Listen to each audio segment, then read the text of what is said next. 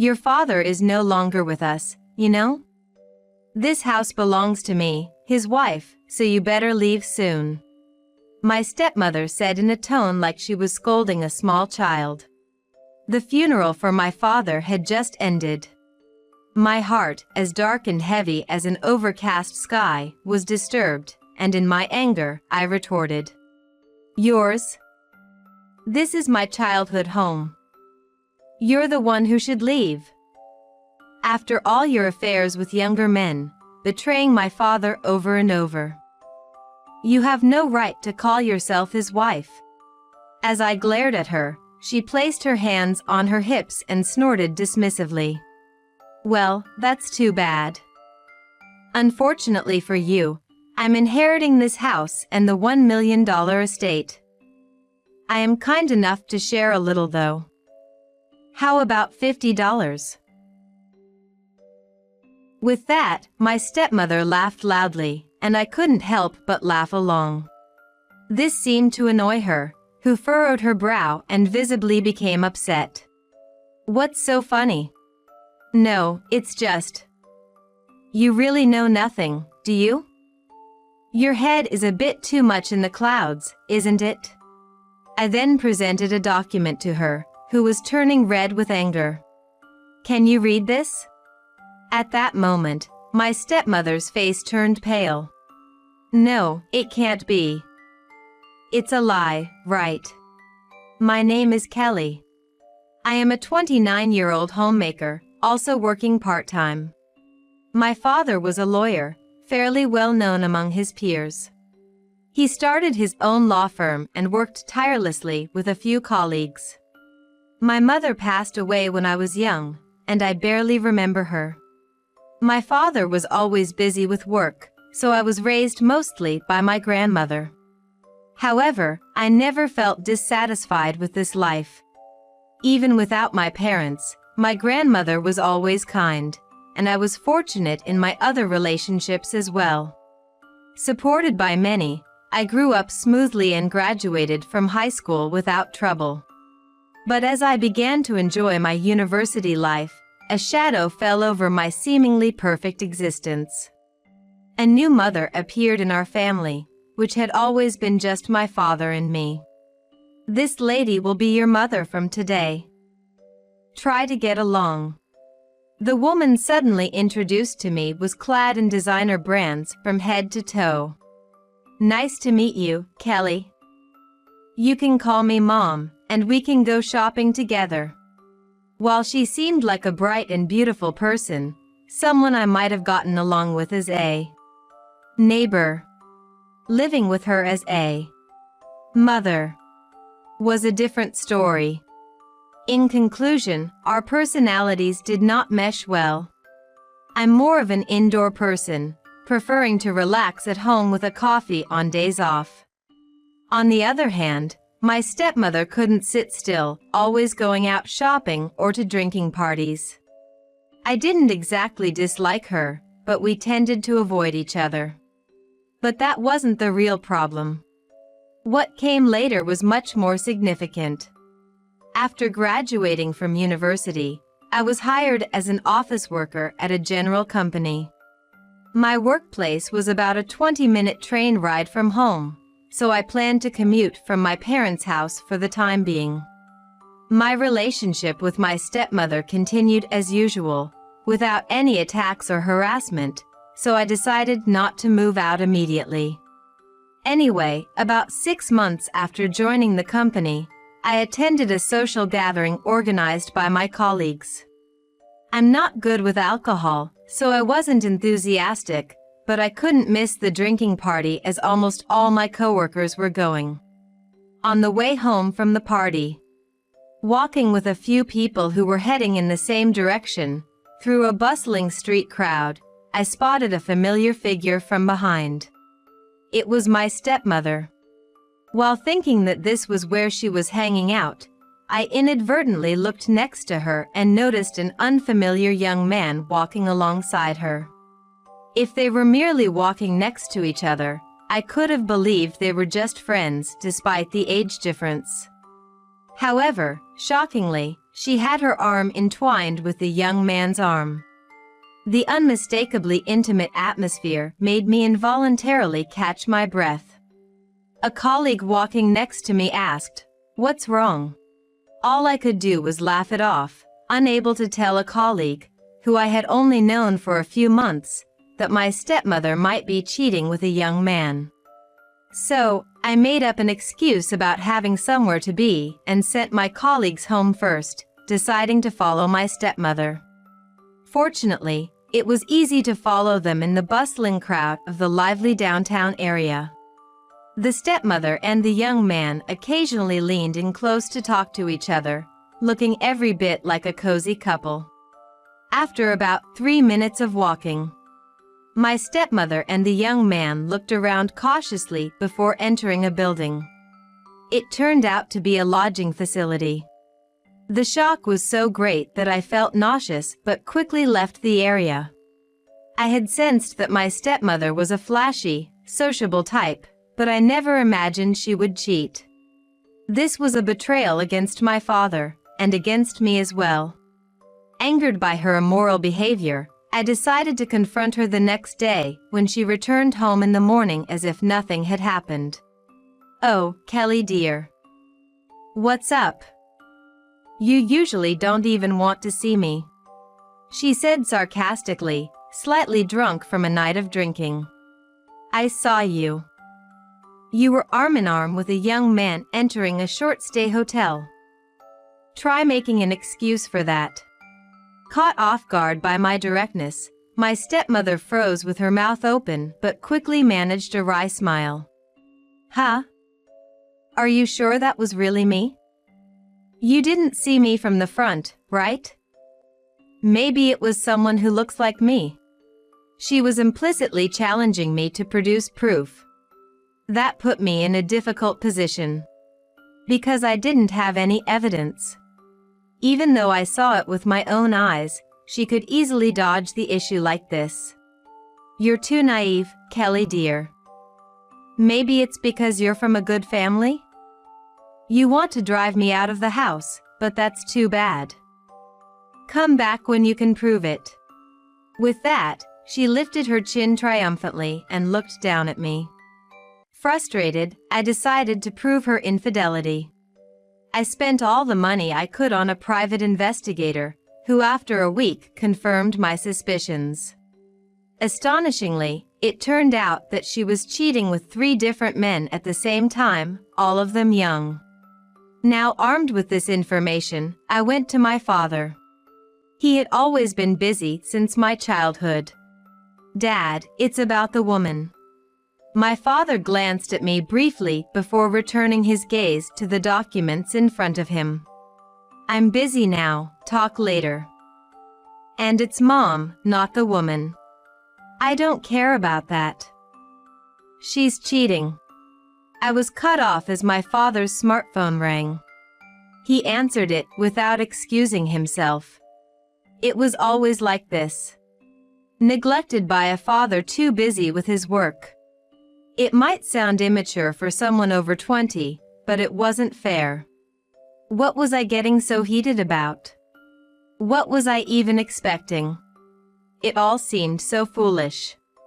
Disillusioned, I decided to move out on my own, distancing myself physically from my father and stepmother. Living on my own for the first time was chaotic and challenging, but life was more comfortable without my indifferent father and my reckless stepmother. Years later, I started dating a senior colleague at work, and we eventually got married. After discussing it, we decided not to have a wedding ceremony.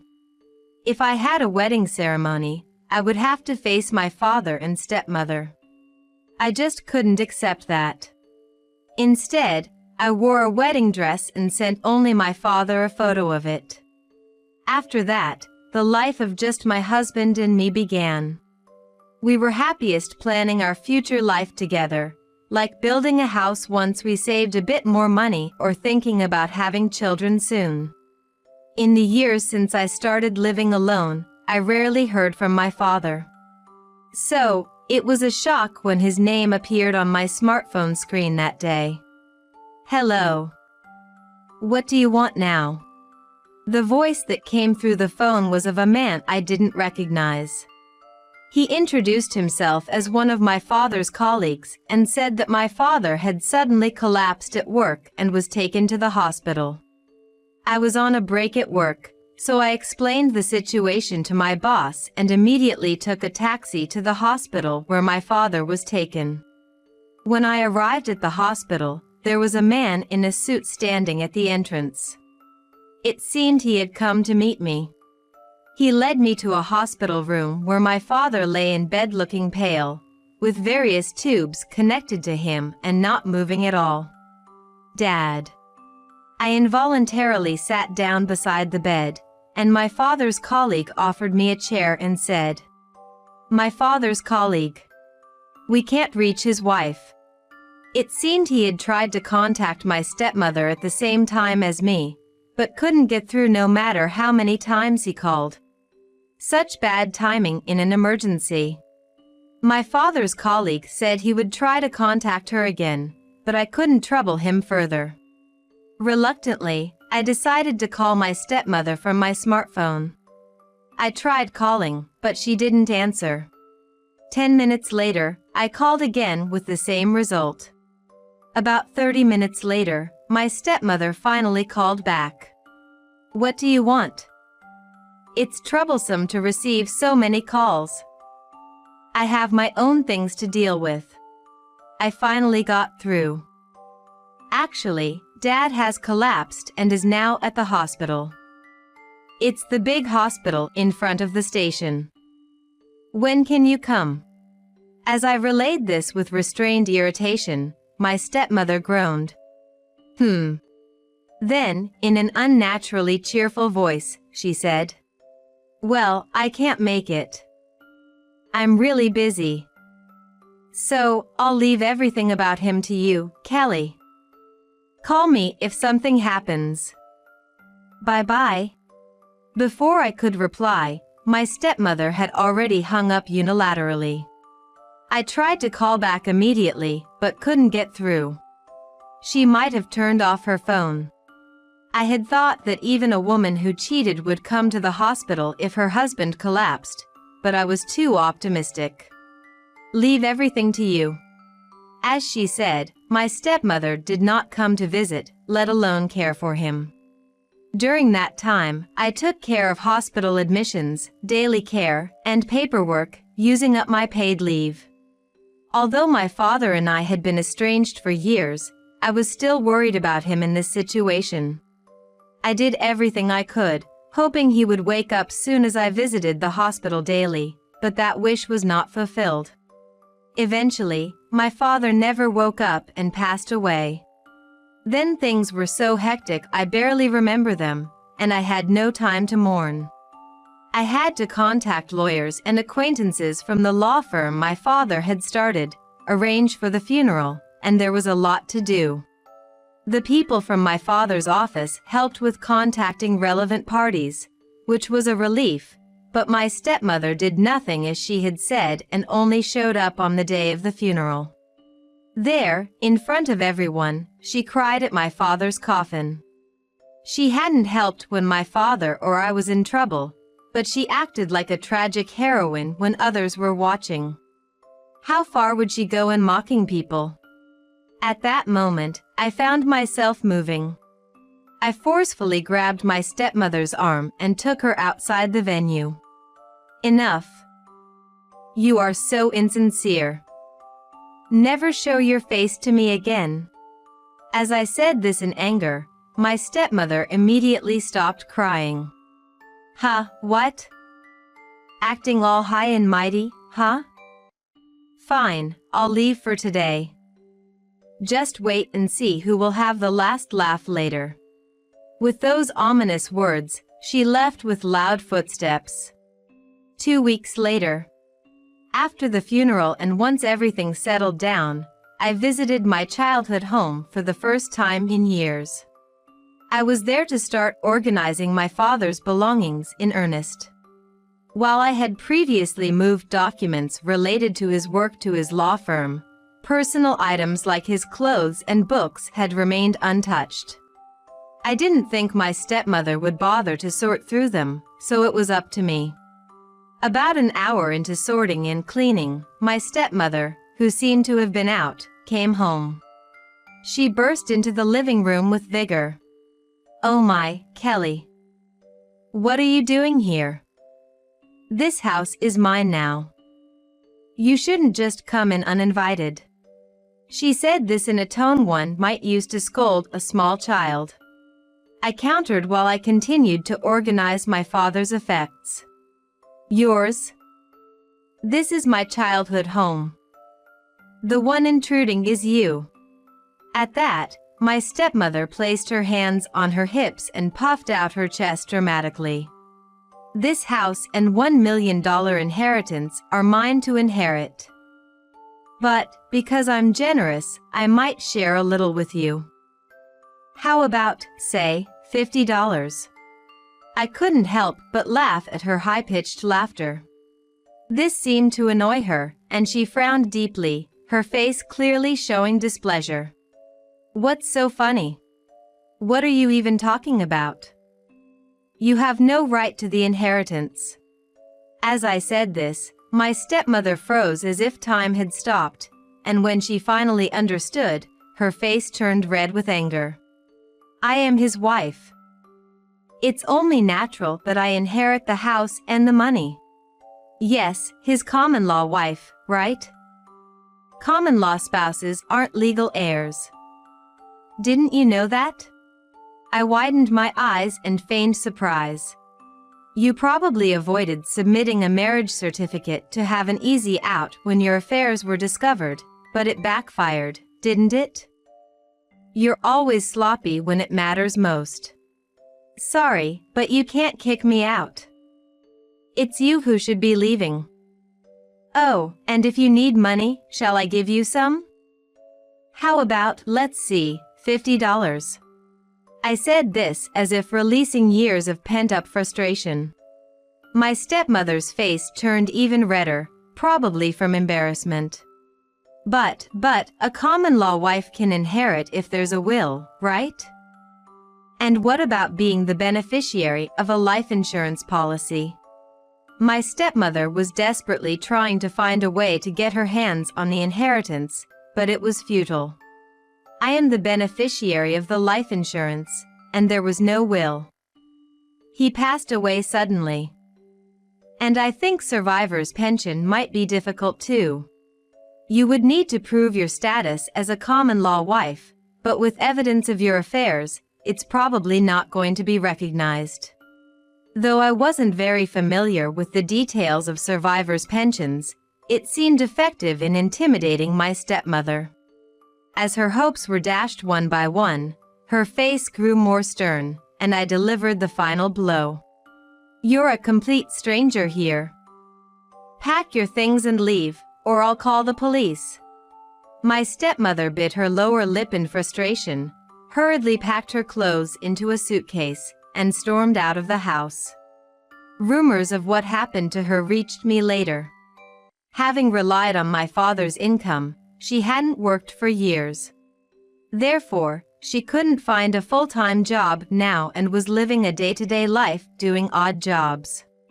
However, her selfish nature didn't change, and she soon tried to approach old acquaintances for support, but none of them were willing to take her in, who was lacking money and no longer possessing the beauty of her youth. Then my stepmother took an outrageous step. She appeared before my husband, claiming, "I am more beautiful and appealing as a woman than Kelly." It seemed she wanted to orchestrate a scenario where I would witness this and think it was an affair, but naturally, my husband refused her advances. Frustrated at not getting money, my stepmother tried to wreck my family, which only made her seem pitiful. Later, I swiftly called the police, and my stepmother received a stern warning. Hopefully, she learned her lesson from this. Incidentally, when I was sorting through my father's belongings, I found something curious. It was his diary. Though it might be wrong to read someone's diary, even if they have passed away. I was too curious about his thoughts and read a little. The entries were full of words of concern for my health and future prospects. Is Kelly eating properly? Is she not suffering too much at her job? Were some of the lines written? It appeared that my father had worked so hard because he wanted to ensure I wouldn't struggle financially in the future. And tucked in the diary was a photo. It showed my young father, my biological mother, and me, all smiling. I was in my mother's arms, and my father was hugging her shoulder. Seeing that photo, I finally felt it. I was loved by my parents. There was another photo in the diary, a recent one of my father and my stepmother. While I didn't understand why my father maintained a common-law relationship with my stepmother, it seemed he cared about her in his way. Unfortunately, that feeling was not reciprocated by her. I resolved to become someone who could not only receive love, but also understand it. Then, to my joy, I found out I was pregnant. We recently visited the hospital, and it seems the baby is developing well. Looking ahead to when our child grows up, my husband and I decided to live in the house my father left us. Our current rented apartment doesn't have enough space for a child's room. We've decided to spend money for our child's sake. Everything is for the sake of our forthcoming child. Just as my parents loved me, I will love this child. I made that promise to myself,